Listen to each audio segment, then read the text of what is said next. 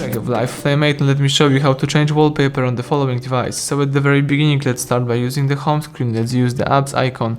Here let's find and select settings. From the list of settings, let's choose here the display. Alright, so here let's tap wallpaper, and here you can use wallpaper from the gallery, from live wallpapers, from photos, or from system wallpapers.